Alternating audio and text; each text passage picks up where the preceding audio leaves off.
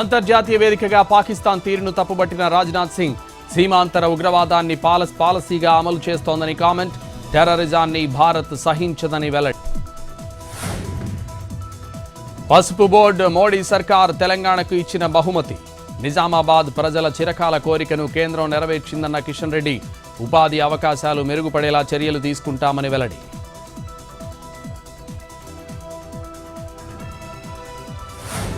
Phone tapping కేసులో వెలుగులోకి సంచలన విషయాలు.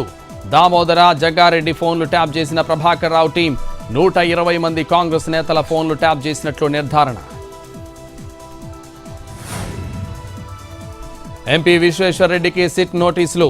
రేపు ఫోన్ ట్యాపింగ్ కేసులో విచారణకు హాజరు కావాలని ఆదేశం. గత ఎన్నికల సమయంలో కొండా ఫోన్ ట్యాప్ అయినట్లు గుర్తింపు. స్టేట్మెంట్ రికార్డ్ చేయనున్న అధికారులు.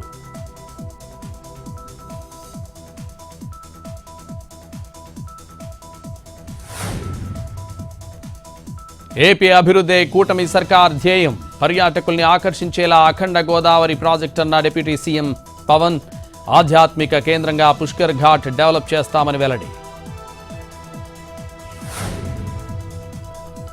మరో బుల్లెట్ ప్రూఫ్ వాహనం కొనుగోలు చేసిన జగన్. తాడేపల్లి నుంచి గన్నవరం ఎయిర్పోర్టుకు కొత్త వాహనంలో ప్రయాణం. సింగయ్య మృతితో ఇది వరకు ఉన్న బుల్లెట్ ప్రూఫ్ వాహనం స్వాధీనం చేసుకున్న పోలీసులు.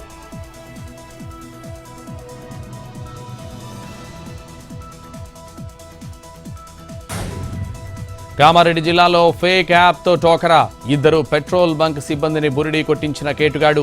ఒక చోట 17,000, మరో చోట 9,000 తీసుకుని పేమెంట్ చేసిన మోసగాడు. డబ్బులు రాకపోవడంతో పోలీసుల్ని ఆశ్రయించిన బాధితులు.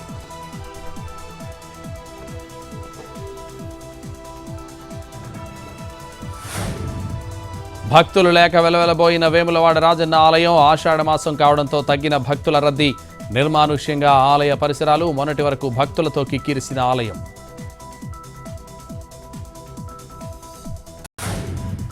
హైదరాబాద్ ముసారాంబాగ్పేట్లో అమానవీయ ఘటన.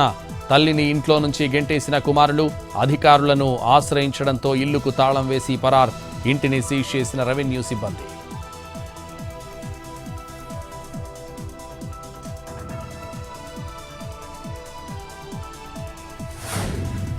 ప్రకాశం జిల్లాలో గ్రామ సచివాలయ సిబ్బంది ఆందోళన. సబ్ కలెక్టర్ కార్యాలయం ముట్టడి. విధులకు హాజరైన వేతనాలు కట్ చేస్తున్నారని ఆగ్రహం.